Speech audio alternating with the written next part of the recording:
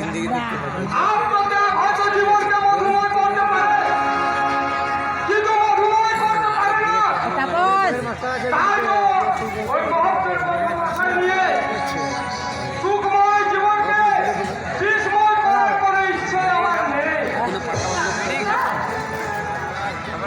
আমি শুধু তোমাকে চাইছি, তুমি ছাড়া আমি বাঁচতে পারবো না।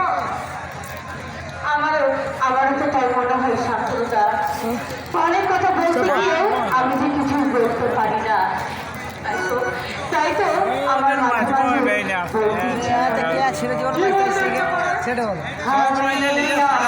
ঘরটা বনায় না।